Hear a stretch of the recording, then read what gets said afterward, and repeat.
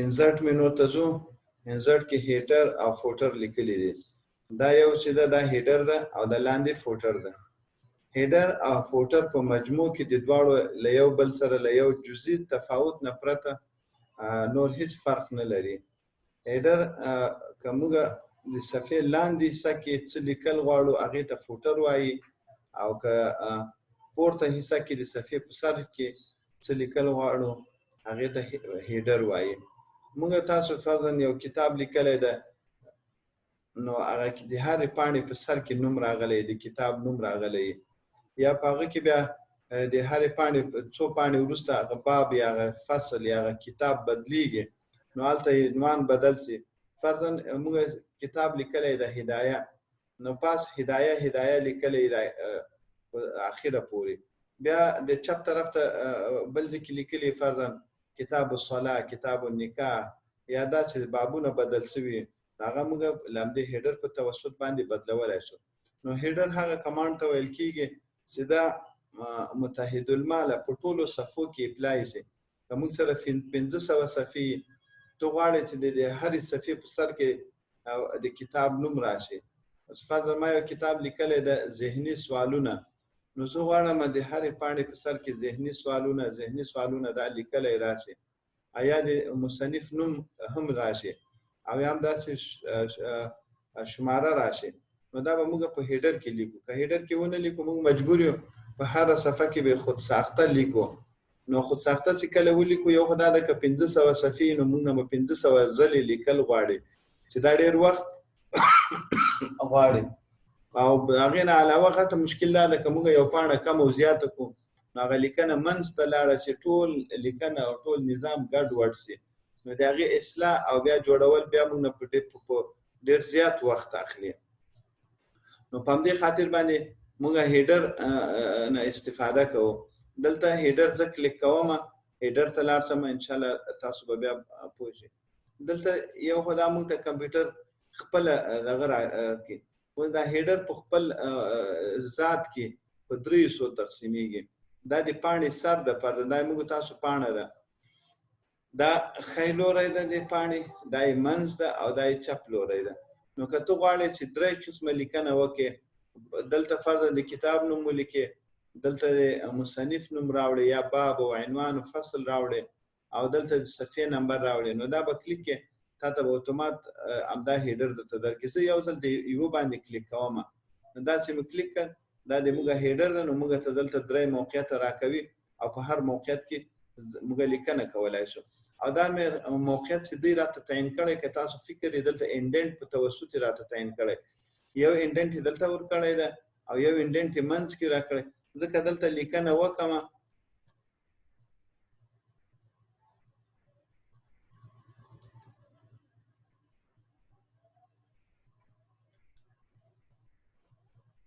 زه که دلته لیکنه وکړم هغه اوله صفحه وه، نو دا دلته لیکل کېږي. دا لیکنه مې وکړله، او بیا د لیکنې اخر ته چې کله زه ټیب ووهم نو بیا به د 2 موقعیت ته کرسر را رسېږي، او بیا به 3 موقعیت ته. همداسې موږ د کلیک په توسط باندې د ټایپ هیر په دې باندې کلیک وهم موږ هغه موقعیت ته ځان رسولی شو. نو به هر تقدیر دا زموږ ستاسو هیډر ده، او دلته چې موږ څه ولیکو هغه به په ټولو صفحو کې اپلای کېږي. ما سره که دلته اوس 14 صفحې دي، که 1400 صفحې هم وي هغه به په ټولو کې راځي، او ډېر ښه خوندور او مهم او ګټور کمانډ ده. ځکه که موږ فرضاً لرې کولی غواړو د یو صفحې نه یې لرې کړو نو ټولو صفحو نه لرې کېږي. زه اوس بیا دا یو چې کله څه کار وکړئ او بیا په همغه کار پښیمانه شئ چې بېرته پخوانی حالت راولئ، نو کنټرول زیډ یا دغه انډو کمانډ به وهئ. کنټرول زیډ شارټکټ ته داسې وهئ، بېرته فرضاً هغه لیکنه به ختمه کړي، هیډر حالت نه به وباسي، عادي حالت ته به موږ لاړ شو. نو دا دغه ده. نو که تاسو هیډر ته ځئ، هیډر ته د تلو لپاره همدغه طریقه ده. یو خو دلته هیډر باندې کلیک کوئ، او دلته مختلف قسم هیډرونه راځي. دلته 3 راځي، دلته چپ طرف ته راځي، خو چوکاټ غوندې مور کړی، او دلته عادي لیکنه ده. او موږ تاسو صرف موږ ورته وایو چې د هیډر ساحې ته ما بوځه، دا کرسر هیډر ساحې ته بوځه. زه هلته اختیاري په خپله خوښه یې جوړوم، نو موږ به دا ووهو.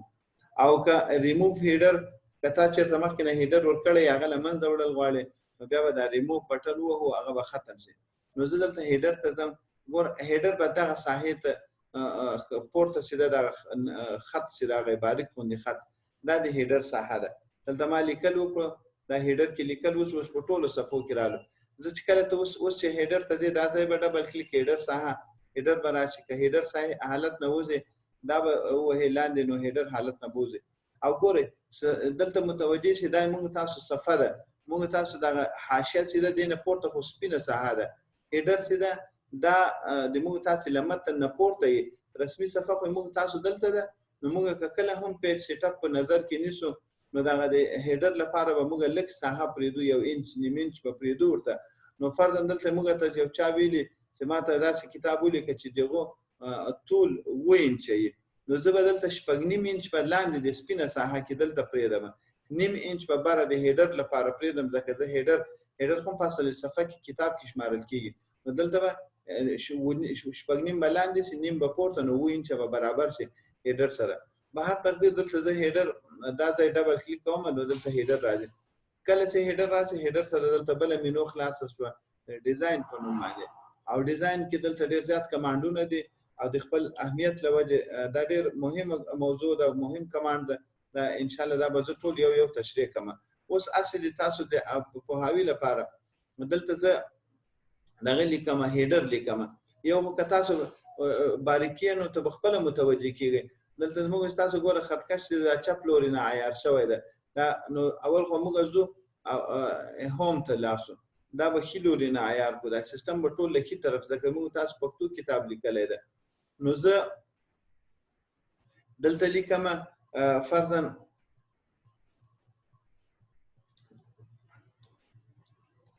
ما کتاب لیکلی ده، کمپوز کړی مې ده، هغه هدایه په نوم باندې ده. نو زه هدایه کتاب مې دلته ولیکل، دلته زه غواړم د کتاب نوم راشي او دا نوم مې دلته ولیکل، او بیا زه ځم دې رسم الخط ورته بدلوم او لږ داسې رسم الخط ډبل غوندې ورته ورکوم. نو هغې لپاره به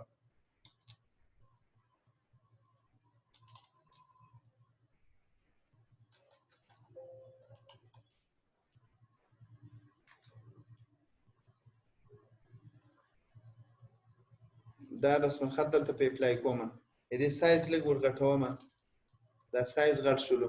دا خو زموږ یو ښي طرف ته ولیکل شولو. او بیا منځ لپاره زه ټیب وهم، دلته رالم فکس سنټر کې راغلم، دلته بیا فرضاً لیکم هسې د مؤلف فرضاً دلته لیکم، او یا صفحې نمبر د صفحې نمبر هم دلته موږ راوړو، او صفحې چون مستقل درس ده هغه به سبا ان شاء الله وایو، هغه هم ډیر زیات استعمالي. مؤلف مې ولیکل، فرضاً دلته بل ټیب ورکړ او دلته مؤلف یو نوم لیکو، فرضاً د چا نوم ولیکم، هدایه مصنف علاقه د ما په یاد چې څوک ده. نو دلته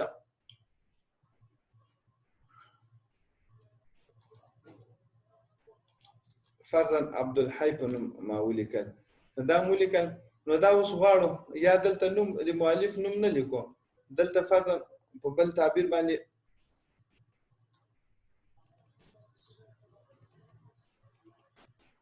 دلته زه دغه لیکم،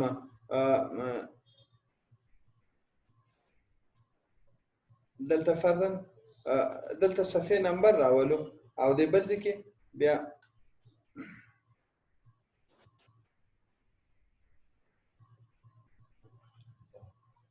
دلته لیکو فرضاً باب کتاب لیکو یا باب لیکو، فرضاً کتاب الطهارت لیکو.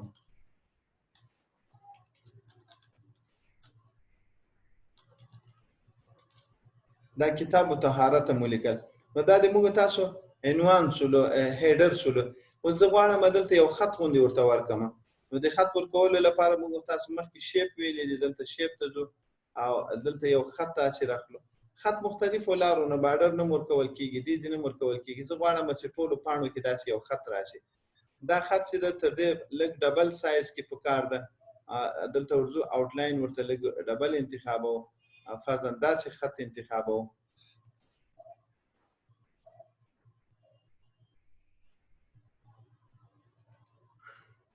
نو دلته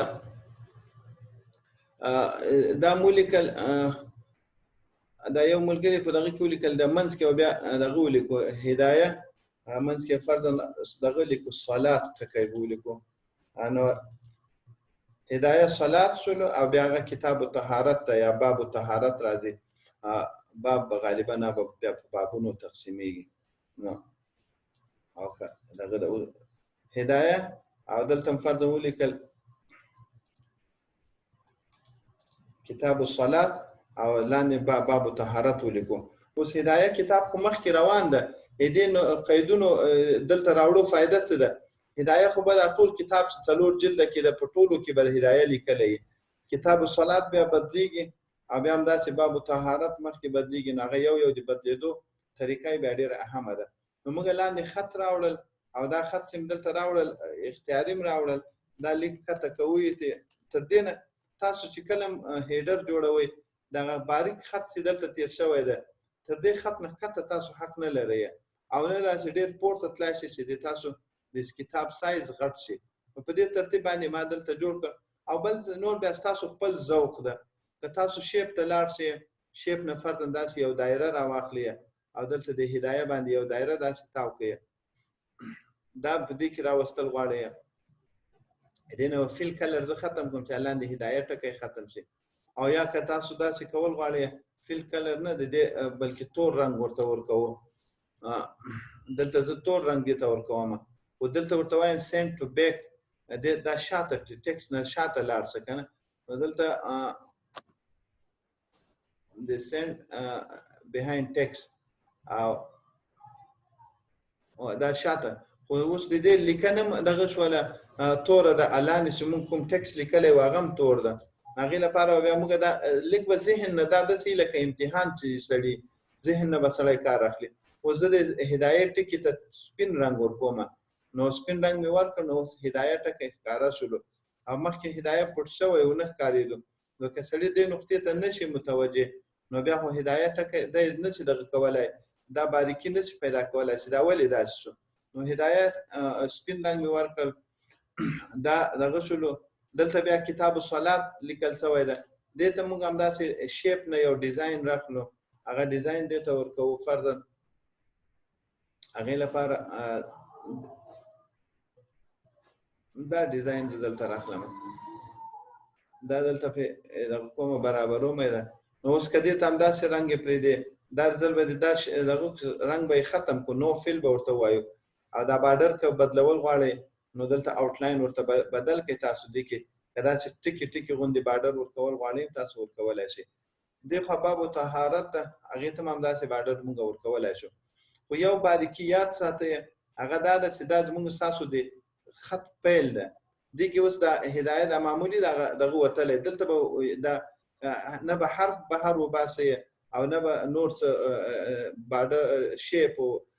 دا به وباسئ د چپ طرف ته هم تاسو له دې خط نه به اخوا تجاوز نه کوئ ځکه هغه کله ناکله بیا په پرنټ کې کټ کېږي بیا نه راځي په هر تقدیر دا موږ تاسو هیډر دا مې اپلای کوم او اوس دلته چې لاندې مې کلیک کړ نو دا پیکه غوندې شو پیکه دا مطلب چې دې کې اوس موږ تصرف نشو کولی خو زه نوې صفحې راولم نو چې څومره صفحې راولم خو ما سره 25 صفحې دي زه ځم هم داسې بس هیډر په خپله جوړېږي هماغه هیډر د بس ټولو صفحو کې اپلای کېږي اوس که زه غواړم دا هیډر ختم کړم د هیډر باندې ډبل کلیک کوم او دا انتخاب کوم ډیلیټ کوم بس ټولو صفحو نه ختمیږي دا زموږ ستاسو د هیډر د راوړلو طریقه شوه بل چې کله موږ هیډر باندې ډبل کلیک کوم نو پاس دا مینو خلاصیږي ډیزاین مینو دلته هم ګوره نښه یې ورکړې کلوز هیډر هم بند کړلو بیا دا زه ډبل کلیک کوم ستاسو ذهن کې به دا فوټر څه بلا ده فوټر څه ته ویل کېږي نو فوټر د صفحې لاندې دا اوس یوه صفحه ده د صفحې لاندې اخر ته زه ځمه دا فوټر ده نو فوټر او هیډر هیڅ فرق نه ده صرف د صفحې اخر بعض اوقاتو کې موږ د صفحې په اخر کې هم یو داسې عمومي عنوان غوندې راوړو چې ټولو صفحو کې کله د مصنف نوم لیکلی کله موږ پیج نمبر هم دلته ورکړو نو هغه به په ټولو صفحو کې اپلای کېږي او یو خبره یاد ساتئ په دې وخت کې موږ دا اوس د هیډر حالت ده یا د فوټر حالت ده موږ په دې پاڼه کې هر چیرته هر کمانډ هم اجرا کوو هغه به په ټولو صفحو کې اجرا کېږي اوس ما نه دلته یا قصدن یا سهوا دلته مې دا نښه پرېښودله نو اوس مې دا هیډر حالت کې پرېښوده هیډر زه بندوم نو ډیزاین هیډر بند مې کړو نو اوس کومې صفحې ته ځې همغه نښه به دلته راغلي دا نښه اوس ته په عادي حالاتو کې دا نه کلیک کېږي نه لرې کولی شي که دې نه ته تکلیف یې او دا لرې کول غواړې نو بیرته به هیډر ته ځې هیډر باندې به ډبل کلیک کړې یا به دې ځای نه ورشې او یا ننني درس ته او دلته به هیډر ته لاړ شئ هیډر کې به ایډیټ هیډر ووهئ او تاسو هیډر ته بیایئ هیډر ته چې لاړئ دلته هماغه خط انتخاب کړئ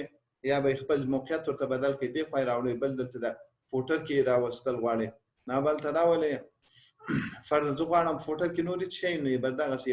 یو ډیزاین غوندې دا په ټولو صفحو کې فوټر کې راشي او بیا دا داسې لږ وړکی یم که دا یا دې کې معمولي شی ولیکئ دا مې ټولو صفحو فوټر کې اپلای نو دا موږ فوټر شولو او هغه هیډر شولو نو کله چې موږ اوس هیډر کلیک کوو اوس دلته دا مینو خلاصېږي دلته چې ده که ته چېرته سر نه دی چپ طرف ته ورته وګورئ نو دا مغه هیډر بدلول غواړي ډیزاین اوس موږ دلته کارونه کړي طبعا دا که بدل کو موږ تاسو لیکنه هر څه به ختم شي دغه نور ډیزاینونه د کمپیوټر اتومات به اپلای شي دا ایډیټ کول غواړي ورتلای شي هلته او دا ریموف کول غواړي هیډر به له منځه لاړ شي دا خو ان شاء الله څه مشکل نشته دا فوټر دا هیډر دواړه یو قسم کمانډونه دي دلته زه پیج نمبر غواړم پیج نمبر ورکوم پیج نمبر د صفحو ته زه مسلسل شماره ورکول غواړم بس هم دلته وایي سبا ته یې ولې پرېږدو فارمیټ پیج نمبر باندې ګوره دلته به موږ ته ټاپ کې راکوي نمبر چپ طرف ته ښي ته اوس چون هلته موږ هیډر جوړ کړی که زه اوس دا کلیک کړم زموږ زوړ هیډر له منځه وړي نو زه اوس دا نشم کلیک کولی خو که زه تاسو ته نوې صفحه خلاصه کړم یو ځل به دا تاسو وګورئ دلته نوې صفحه مې خلاصه کړم او زه دلته هیډر ته ځم هیډر راولم او هیډر مې ایډیټ هیډر حالت راغی دلته پیج نمبر ده زه ورته ماته پیج راکړه دا باټم دا ټاپ کې راکړه فکس منځ کې راکړه په دلته پیج نمبر راته راکړو کلوز یې کړو اوس زه نوې صفحې بدلوم ګوره دا اوله صفحه ده زه کنټرول انټر وهمه صفحې دا د زیاتې مې کړې تقریبا دا د 10 صفحې شي نو پیج نمبر په خپله بدلېږي اوس بیا همدې پیج نمبر باندې ډبل کلیک کوم که ته غواړې دا اوس یو نه شماره شروع شوه اوس هم ځینې سودایان وایي زه یو نه غواړم زه یا بعضې اوقاتو کې ضرورت دی زه څونه شروع کوم دا پیج نمبر دې ماته له 11 نه شروع شي اوکې که اوس اوله صفحه کې به 11 نه شروع شي همداسې مسلسل پسې روانې نو که چېرته تا د دې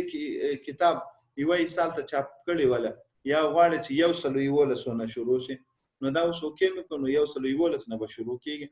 بل دا د پیج نمبر یې دلته راوستل دې کې ما همغه لکه مخکې چې موږ ویل شیپ نه ډیزاینونه ورته ورکول غواړو کله ناکله موږ داسې هم کوو د دې لپاره چې شیپ په ځای باندې دغه راواخلو دا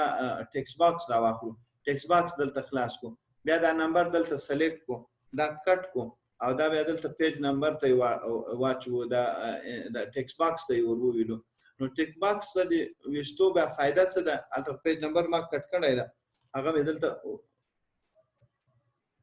یا دې ځای نه زه ډایرکټ ورځم پیج نمبر مو ختم کو نو انزرټ او دلته ډیزاین ته ځو او دلته پیج نمبر زه غواړم کمپیوټر ته ډایرکټ دا کوم ځای چې ما سلیکټ کړی دلته پیج نمبر راکړه دا ولې مشکل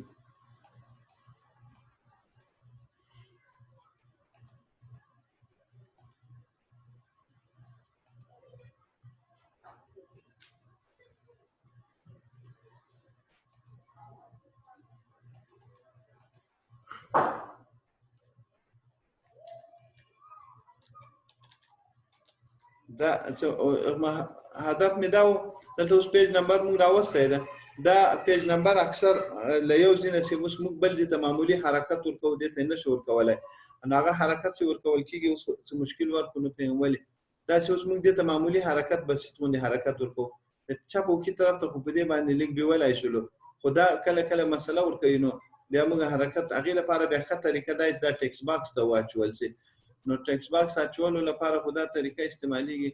او اوس نه پرې ولې کار ونه کړو دا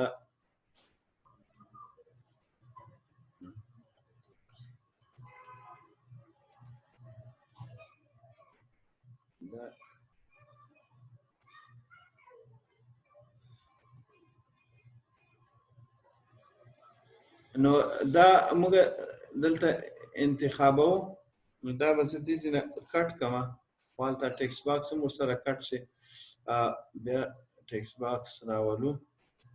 هغه ته دا نمبر ور پیسټ کوو.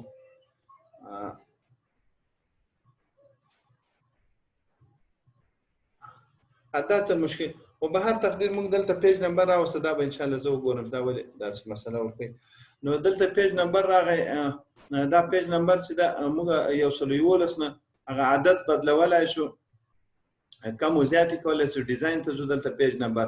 او د دې موقعیت چې تاسو بدلوئ عادي حالاتو کې فرضاً چپ طرف ته غواړئ دا به چپ طرف ته راشي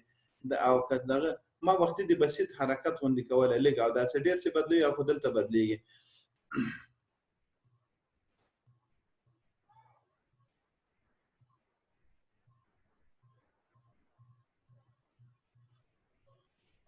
نو دا دلته پیج نمبر موږ بدلوي مختلف ډیزاین ځایونو کې دا راوستلای شو. نو دلته چې کله دا حالت بندول غواړو دلته بند کړ او ټولو صفو کې هماغه نمبر راغی اپلای شلو په ټولو صفو کې دا راغلی 100 پورې ورسېدو او زه دا ختمول غواړم. نو دا دلته یو صفحې نه کلیک کو ډیلیټ مکو، نو د یو صفحې نه چې ډیلیټ شي دا ټولو نه ډیلیټ کیږي او بس بیا دغه ټولو کې ختميږي. هم دې ترتیب باندې موږ پیج نمبر دا چون 2-3 ځلې ما پیج نمبر کار کړ نو څو ځلې اپلای شوی ده، ټولو نه زه ختموم هغه به ختم شي. اوس پیج نمبر مکمل ټولو صفونه ختم شول او دلته نو زه بیا هغه پخواني فایل ته ځم، پخواني فایل ته سلاړ شو دلته موږ تاسو هیډر جوړ کړو او دا هیډر کلم دلته کلیک نو پیج نمبر پورې وشو. که موږ غواړو دلته ډیټ او ټایم راوړو نو هغه ډیټ او ټایم انسرټ کولای شو. هغه لپاره به بیا نوې فایل ته ولاړ شم، دا بل فایل ده. دلته موږ غواړو هیډر حالت کې دا زموږ هیډر ده فرضاً دلته هیډر حالت کې موږ غواړو دلته تاریخ راولو. تاریخ دا نن ورځې تاریخ دلته ډایرکټ اتومات انسرټ کوي او دا کله کله خپل اتومات بدلیږي مر سره. نو که تاسو دغه دا په لینګویج ده صرف دلته دا یو ډېر اهم کمانډ ده. نن تاریخ ده د 15 میاشتې 4 تاریخ ده او که ته غواړې چې هجري تاریخ راولې نو بیا هغه دلته درته ښیي چې نن د 12 تاریخ ده 9 میاشتې. نو کدا کله نه کله موږ تاریخ اړول کوم دینه استفاده کولای شو. به هر تقدیر دلته چې کوم تاریخ موږ ورته انتخاب کو نو هغه موږ انګریزي تاریخ راوړو او بل دا اپډیټ اتوماتیکلی د دې فائدہ دا به اتومات تاریخ بدلوي. نو کوم کله هغه تاریخ بدلته انسرټ کوي. دا د ډاکومنت انفارمیشن د لیکوال او د فایل نوم او دا شیان فایل پیت ادرس درته لیکي، ډاکومنت ټایټل د څه شي دی نو هغه شیان زه اتر ورته ولیکم اسد په نوم فرض نه وینډوز چا یا افیس انسټال کړي اسد نوم استعمال کړی ده نو هغه دلته راوړل. نو دا عام په دغه کې د دې کمانډونو راوسې مو ویل دومره زیات استعمال نه وي او دا هم داسې څه خاص دغه اټو ټیکس او څه کمانډونه د هغه د ځینې موږ راوړای شو. دلته یو پکچر موږ مخکې ویل تصویر راوړای شو، فایل ته کوم ځینې تصویر راوړو، یو تصویر موږ غواړو لکه وختي سیم شیپ استعمال کړی و هماغه تصویر بیا همداسې ترتیب باندې استعمالولی شو. او دلته بیا آوټلاین آنلاین پکچر راولو نیټ نه راولو او دلته دا گو ټو هیډر او فوټر. اوس دا دلته لیکلي دی هیډر کې کرسر ولاړ ده. که تاسو غواړئ چې فوټر ته لاړ شئ صفحې لاندې صدا فوټر ته لاړ او بیا اوس فوټر کار نه کوي ځکه فوټر کې تیار ولاړ ده. که تاسو هیډر ته لاړ شئ دا اهم کمانډ د پریویس نیکسټ دا مخکې او شاته دلته استعمالیږي. دا هغه وخت استعمالیږي چې تاسو سره زیات دغه هیډر وي نو چې تاسو کله زیات هیډر استعمالوي بیا پریویس نه دغه کې دا استعمالیږي. نو زه اوس دلته تاسو ګوره زه دا سایز لږ وړوکی کوم امید ان شاء الله تاسو ته ښکاریږي یا بلکې زوم کې ورته ملټیپل پیج کوم. دا اوس موږ سره دلته دا صفحه راوستله دا یو هیډر دا بل هیډر د صفحې په سر 3 هیډر ماته ښکاره کیږي او نو دلته زه ورته وایم 1 پیج دغه اوله صفحه کې چې ده هغې کې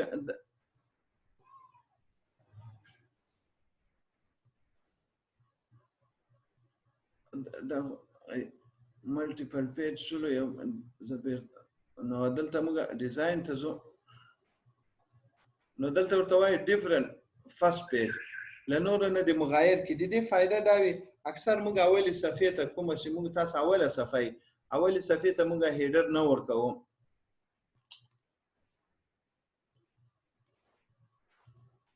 دا اولي صفحې ته ځم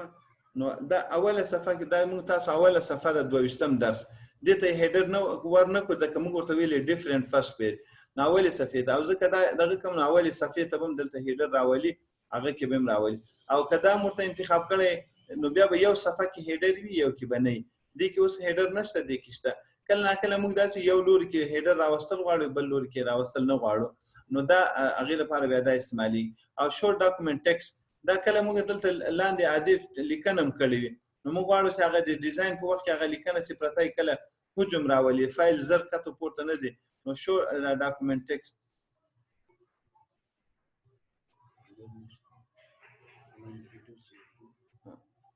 نو دا هغه ټیکسټ پټ اوس ښکاره کړی د څه ده هغه پټوي دې لپاره بل دا د هیډر موقعیت موږ ته ښیي چې هغه څومره پورته وي نو اشاریه 15 ده دغه ځای چې موږ تاسو وختي کار وکړو او دا د فوټر اندازه د څومره ښکته وي هغه تاسو لږ خپل موقعیت نه کته پورته زیاتولی شئ دا زموږ ستاسو درس ولو ان شاء الله هیډر فوټر همدا اهم درس ده خو صرف دې کې یو شی پاتې شولو چې اوس موږ پریویس او نیکسټ مو نه ویل دی نه تیر شولو دلته اوس زه غواړم فرضاً اخیری صفحې ته ځم دا تاسو لږ متوجه شئ زه اخیری صفحې ته لاړم کرڅه دا اوس 26مه صفحه ده 26مه صفحه کې کتاب الصلات په ځای باندې کتاب النکاح شروع کیږي نو زه په دې صفحه کې دلته فرضاً را روانه صفحه کې بدلو صفحه نو موږ دلته ځو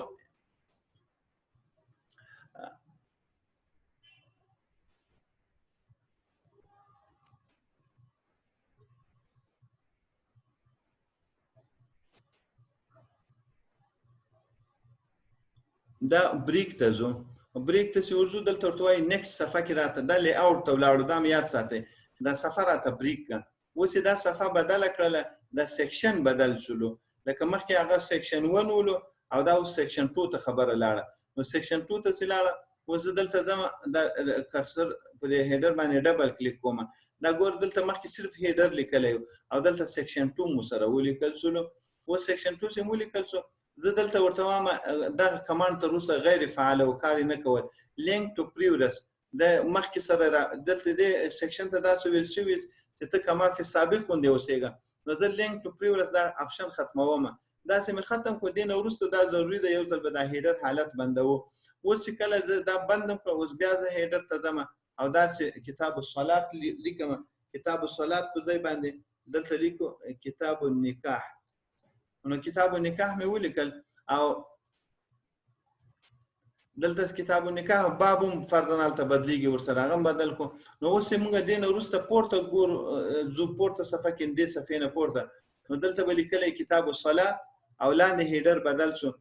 کتاب النکاح و دې نه وروسته زه په همدې هیډر کې کار کوم لیکم کتاب النکاح لیکم نو څومره صفحې ولیکم نو هغه به ټول کتاب النکاح به لیکل کېږي بیا زه دلته دې صفحې ته کتاب النکاح ختم شولو اوس بل کتاب شروع کوو نو بیا به دلته ځو همدغه لی اوټ ته به یو ځل ځو لی اوټ کې به دلته بریکس ورته وهو او بریک کې به نیکسټ سیکشن ورسره کوو نیکسټ پیج نو دلته اوس بیا سیکشن راته مات کړو لکه بریک او دلته نیکسټ پیج سیکشن یې مات کړو سیکشن چې کله مات کړل بل دریم سیکشن راغی موږ به دې باندې ډبل کلیک کوو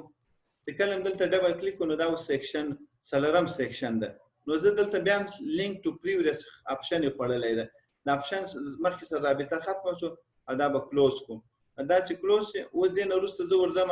دلته بیا دغه لیکم تغییرات راولم کتاب النکاح په ځای باندې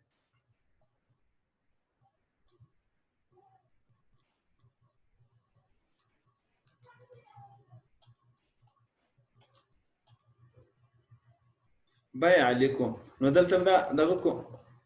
اوس دلته تاسو لاندې نورې صفحې جوړوئ هغه به ټول کتاب البیع لیکل شوی همداسې پاس یو نو دوه درې په همدې ترتیب تاسو مختلف سیکشنونه کارولی شئ انشاءالله دا درس یاد شوی به مې او دا لږ اهم درس هم ده او لږ سخت هم ده